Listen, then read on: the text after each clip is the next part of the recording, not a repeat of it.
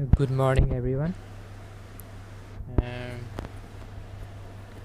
আজি মই তোমালোকক পি ব্লক এলিমেণ্ট ষ্টাৰ্ট কৰিম। চ' আগতে তোমাৰ এইচএছ ফাৰ্ষ্ট ইয়েৰত আমি পি ব্লক এলিমেণ্টৰ তোমাৰ ফাৰ্ষ্টৰখিনি অৰ্থাৎ তোমাৰ গ্ৰুপ 13 আৰু গ্ৰুপ 14 ষ্টাৰ্ট কৰিছিলোঁ। অ'কে, চ' তোমাৰ ক্লাছ 12ৰ বাবে তোমাৰ গ্ৰুপ 15ৰ পৰা গ্ৰুপ 18 লাগে। অ'কে, চ' তাৰে আজি আমি গ্ৰুপ 15 ষ্টাৰ্ট কৰিম, ৰাইট। চ' ফাৰ্ষ্টতে গ্ৰুপ 15 এলিমেণ্ট জনাৰ আগতে আমি জানিব লাগিব যে তোমাৰ what is P block elements. So' P block এলিমেণ্টবিলাক হ'ল যিবিলাক এলিমেণ্টৰ লাষ্টৰ তোমাৰ ভেলেন্স ইলেক্ট্ৰনটো তোমাৰ পি ছাবছেটত থাকে, অৰ্থাৎ বা পি অৰ্বিটেলত থাকে। আমি সেইবিলাক এলিমেণ্টক আমি পি ব্লক এলিমেণ্ট বুলি ক'ম। অ'কে, চ' গ্ৰুপ 15 এলিমেণ্টবিলাক কি কি? চ' গ্ৰুপ 15 এলিমেণ্টবিলাক তোমাৰ হ'ল নাইট্ৰজেন, ফচফৰাছ, তাৰপৰা আৰ্ছেনিক, তাৰপৰা এণ্টিমনি, তাৰপৰা বিস্মাথ। অ'কে, চ' তোমাৰ আমি সেইবিলাক এলিমেণ্টৰ আজি ফিজিকেল প্ৰপাৰ্টিজ আৰু কেমিকেল প্ৰপাৰ্টিজবিলাক ষ্টাডি কৰিম। অ'কে, তোমালোকে মই তাৰ নোটখিনি দিম বাৰু, বাট তোমালোকে জানি থৈ দিয়া যে গ্ৰুপ 15 এলিমেণ্টবিলাকক আমি নাইট্ৰজেন ফেমিলি বুলিও কওঁ, নহ'লে বা তোমাৰ পিনিক্ট'জেন বুলিও কওঁ। অ'কে, চ' ইয়াৰে তোমাৰ পিনিক্ট'জেন মানে হ'ল এইটো তোমাৰ এটা গ্ৰীক ৱৰ্ডৰ পৰা লোৱা হৈছে, যাৰ মিনিং হ'ল তোমাৰ ছাফ'কেশ্যন। অ'কে, চ' তোমালোকৰ নেক্সট এখন মই টেবুল দিম, তোমালোকে সেইখন টেবুল তুমি লিখি ল'বা। অ'কে, চ' সেই টেবুলখনৰ পৰা আমি এলিমেণ্টবিলাকৰ তোমাৰ ইলেক্ট্ৰনিক কনফিগাৰেশ্যন কি, বা তোমাৰ how to measure a mass number or how to remember a mass number or atomic number of an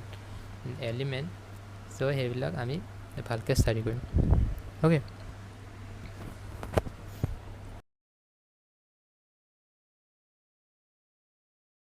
এলিমেণ্টকেইটা অৰ্থাৎ তোমাৰ গ্ৰুপ 15 এলিমেণ্টকেইটা দেখুওৱা হৈছে, ৰাইট। আৰু তোমাৰ গ্ৰুপ 15 এলিমেণ্টকেইটাৰ কোনকেইটা নন মেটেল হয় আৰু কোনকেইটা তোমাৰ মেটেল হয় আৰু কোনকেইটা মেটেলইড হয়, তোমাৰ সেইখিনি তোমাৰ দেখুওৱা হৈছে। অ'কে, ত' তোমালোকক মই আগতেই শিকাইছিলোঁ যে কোনবিলাক এলিমেণ্টক তোমাৰ মেটেল বা নন মেটেল বুলি কয়। মেটেলবিলাক হ'ল যিবিলাকে তোমাৰ ইলেক্ট্ৰিচিটি কণ্ডাক্ট কৰে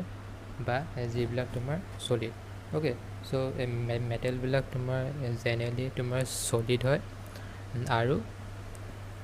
যিবিলাক অৰ্থাৎ তোমাৰ যিয়ে ইলেক্ট্ৰিচিটি কণ্ডাক্ট কৰে। অ'কে, চ' সেইবিলাকক আমি ক'ম মেটেল। বাকী তোমাৰ নন মেটেল মানে কি আছিলে? তে নন মেটেল মানে আছিলে যিবিলাকে তোমাৰ ইলেক্ট্ৰিচিটি কণ্ডাক্ট নকৰে, বা যিবিলাকক আমি তোমাৰ ইনচুলেটৰ বুলিও কওঁ। আৰু তোমাৰ নন মেটেলবিলাক তোমাৰ চলিডৰ বাহিৰে, মানে চলিডো হ'ব পাৰে, বাট লিকুইড আৰু গেছ মানে বেছিকৈ মানে তোমাৰ নন মেটেলবিলাক তোমাৰ মানে প্ৰেজেণ্ট থাকে। অ'কে, লাষ্টত চোৱা general electronic configuration of group 15 element is watt?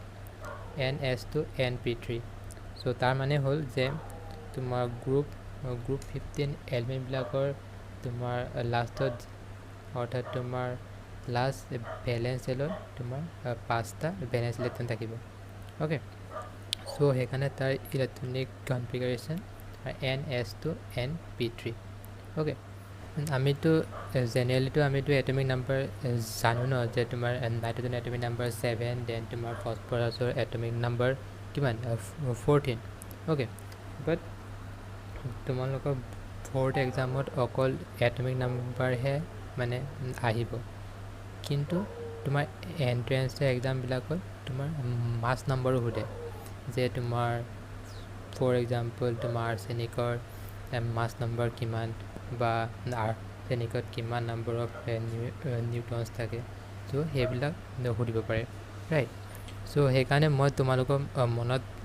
থাকিবৰ কাৰণে বা মনত ৰাখিবৰ বাবে মই কি কয় মানে কেনেকৈ তোমাৰ এটা এলিমেণ্টৰ মাছ নম্বৰ তোমাৰ মেমৰাইজ কৰিব পাৰি চ' তাৰ কাৰণে মই তোমাৰ ষ্টেপটো দি দিছোঁ অ'কে চ' ইয়াত চোৱা কি কৈছে যে তোমাৰ ফাৰ্ষ্টত ছাপ'জ আমি তোমাৰ এক্সাম্পল এটা ধৰোঁ ছাপ'জ তোমাৰ নাইট্ৰজেন চ' নাইট্ৰজেনৰ মাছ নম্বৰ আমি কেনেকৈ মেমৰাইজ কৰিম চ' তাৰ এটমিক নাম্বাৰৰ লগত অৰ্থাৎ তোমাৰ নাইট্ৰজেনৰ এটমিক নাম্বাৰৰ লগত আমি যদি ডাবল কৰোঁ then we will get the mass number okay so nitrogenor atomic number kiman 7 so time jodi double koru kiman hobo 14 so mass number of nitrogen is 14 and the atomic number of nitrogen is 7 okay suppose tomar eta heavy example ta lo suppose tomar heavy element aswa tomar bismuth okay so bismuth atomic number kiman tomar 83 okay so yak ami jodi double koru then kiman hobo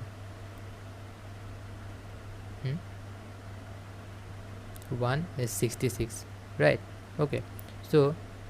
208 par jodi 166 jodi minus koru kiman thakile the 42 okay so he kane the atomic number into double plus 42 okay so এতিয়া কি কয় তোমালোকৰ এতিয়া atomic and physical প্ৰপাৰ্টিছৰ কি কয় group 15 এলিমেণ্টবিলাকৰ কি হয় চ' তাক তোমালোকৰ ফটো কেইখনমান দিম চ' সেইকেইটা তোমালোকে লিখি ল'বা অ'কে ইমান টান নহয় তোমাৰ 7টামান তোমাৰ প্ৰপাৰ্টিছ আছে তোমাৰ সেইখিনি লিখি ল'বা অ'কে চ' নেক্সট তোমাৰ ফটো এখন দিম সেই লিখি ল'বা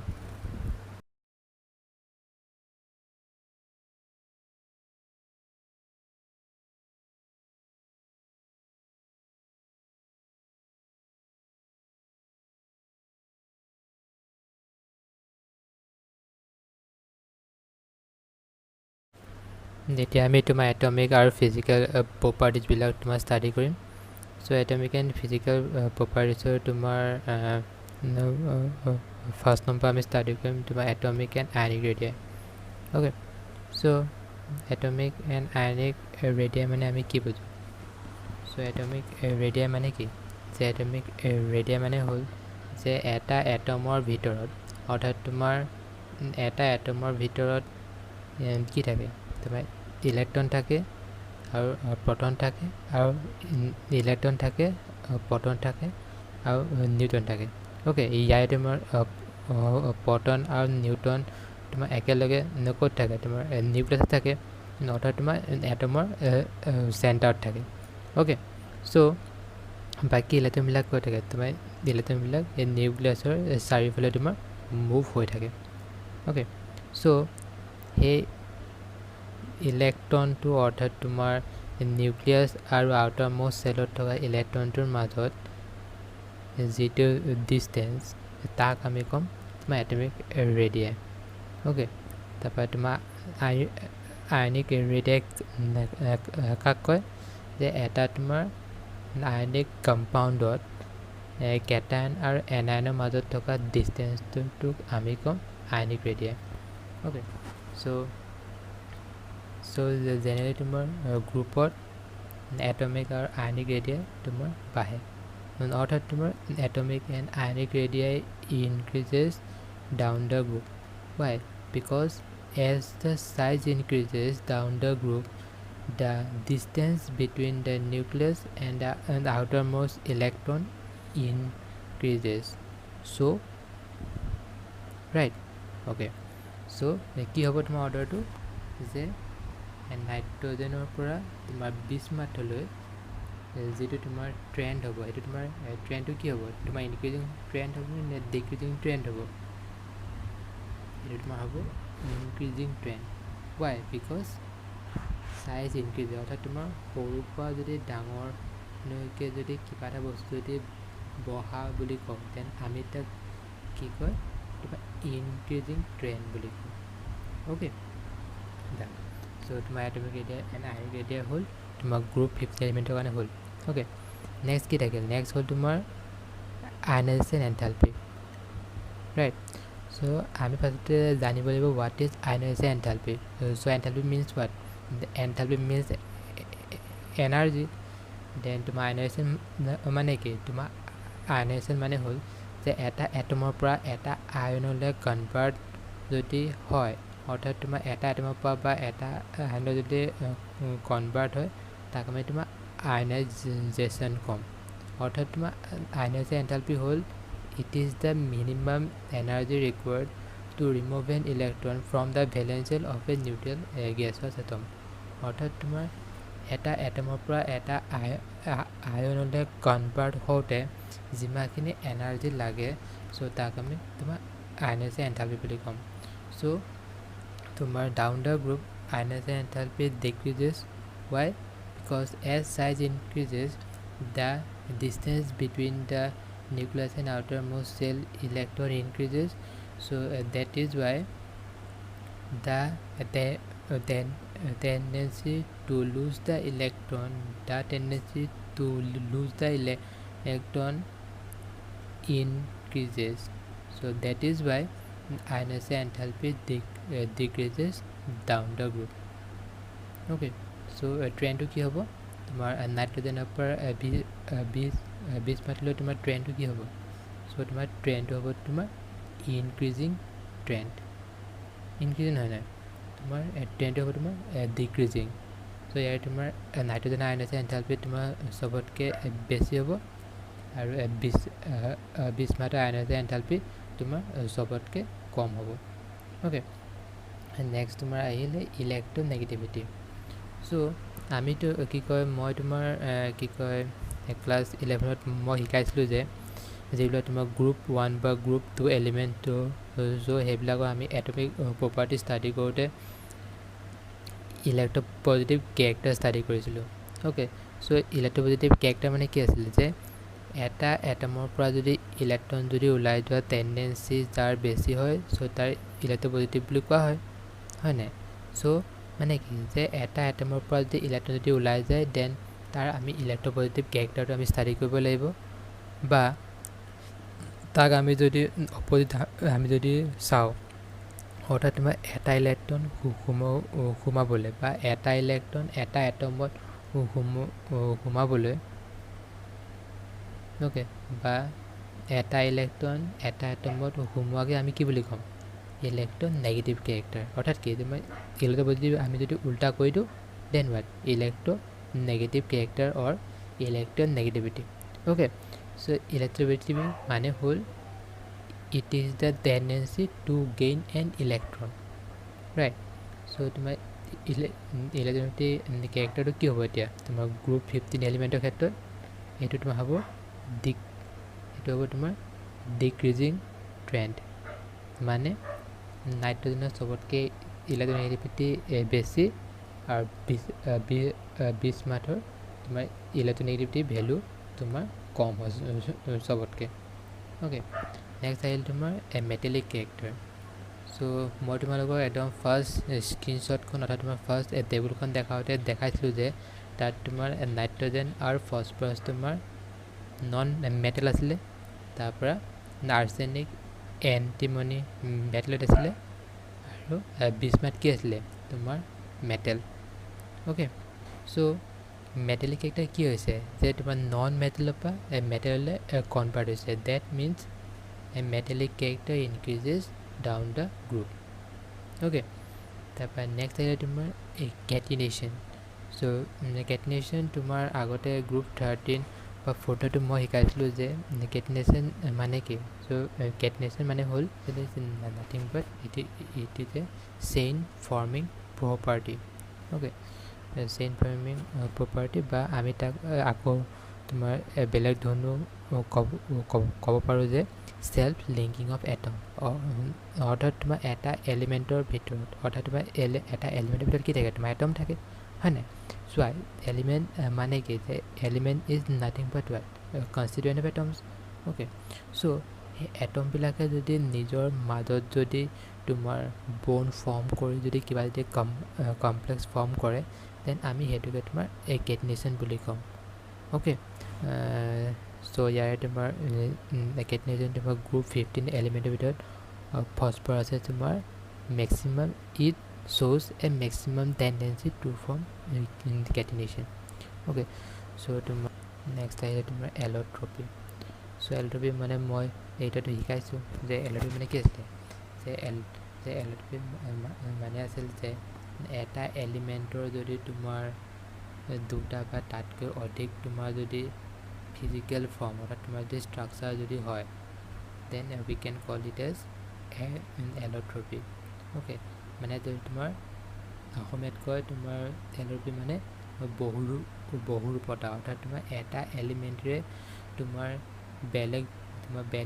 তোমাৰ যদি ফৰ্মত যদি পাওঁ আমি তাক তোমাৰ এল'ট্ৰপি বুলি ক'ম অ'কে ত' তাৰ তোমাৰ চাইণ্টিফিক ডেফিনেশ্যনটো হ'ল তোমাৰ existence of 2 or more different physical forms of a chemical element okay so' তোমাৰ গ্ৰুপ 15 এলিমেণ্টৰ অকল তোমাৰ ফছফৰাছ আৰ্ছেনিক আৰু এণ্টিমনিয়ে তোমাৰ এল'ট্ৰপি শ্ব' কৰে অ'কে তাৰপৰা নেক্সট আহিল তোমাৰ melting point and boiling point so' এইটো আমিতো তোমাৰ বইলিং পইণ্ট অৰ্ডাৰটো কি হ'ব চ' বইলিং পইণ্ট অৰ্ডাৰটো তোমাৰ ইনক্ৰিজিং অৰ্ডাৰ হ'ব তোমাৰ গ্ৰুপ 15 এলিমেণ্টৰ কাৰণে চ' তোমাৰ নাইট্ৰজেনে তোমাৰ চবতকৈ তোমাৰ কম বইলিং পইণ্ট হ'ব আৰু তোমাৰ বিস্মাথৰ চবতকৈ তোমাৰ হাই বা চবতকৈ তোমাৰ বেছি বইলিং পইণ্ট হ'ব অ'কে বাট তোমাৰ মেল্টিং পইণ্টৰ ক্ষেত্ৰত তোমাৰ কিছুমান তোমাৰ এটামান তোমাৰ এক্সেপশ্যন আছে চ' সেইটো সিমান টান নহয় বাট ইজি হয় যে তোমাৰ নাইট্ৰজেনৰ পৰা আৰ্ছেনিকলৈ তোমাৰ মেল্টিং পইণ্ট তোমাৰ বাঢ়ি যাব অ'কে বাট তোমাৰ এণ্টিমনিৰ পৰা বিস্মাথৰ পৰা বিস্মাথলৈ তোমাৰ মেল্টিং পইণ্ট তোমাৰ কমি যাব চ' কিয় কমি যাব চ' তাৰ ৰিজনটো হ'ল this is because of inert pair effect okay so' inert pair effect মানে কি আছিলে যে হায়াৰ এলিমেণ্টবিলাক অৰ্থাৎ তোমাৰ এটা গ্ৰুপত থকা হায়াৰ এলিমেণ্টবিলাকৰ ক্ষেত্ৰত এই ইনাৰ্ট পেয়াৰ এফেক্ট শ্ব' হয় বা এই ইনাৰ্ট পেয়াৰ এফেক্ট তোমাৰ হায়াৰ এলিমেণ্টবিলাকে তোমাৰ শ্ব' কৰে অ'কে চ' হায়াৰ এলিমেণ্টে কিয় শ্ব' কৰে বিকজ ইনাৰ্ট পেয়াৰ মানে কি দুটা ইলেক্ট্ৰন আৰু ইনাৰ্ট মানে কি যিবিলাক ইলেক্ট্ৰন ব'ন পাৰ্টিচিপেশ্যনত ভাগ নলয় okay so' inert pair effect হ'ল যে যিমানে তোমাৰ চাইজ বাঢ়ি যায় সিমানে তোমাৰ NS2 অৰ্থাৎ NS2 ইলেক্ট্ৰন পেয়াৰকেইটা তোমাৰ ব'ন পাৰ্টিচিপেশ্যনত তোমাৰ ভাগ নলয় অৰ্থাৎ তোমাৰ এছ অৰ্বিটেলৰ পৰা অৰ্থাৎ তোমাৰ লাষ্ট ভেলেঞ্চেলৰ আগত থকা এছ অৰ্বিটেলৰ ইলেক্ট্ৰনকেইটা ওলাবৰ কাৰণে বহুত এনাৰ্জি লাগে অৰ্থাৎ তোমাৰ energy required to remove the NS2 electron pair in case of higher elements is very high so that is why NS2 electron pair do not participate in the bond formation reaction of higher elements okay so that is why only antimony and bismuth show inert pair effect and that is why they have a boiling point slightly lower compared to the other group 15 elements okay done so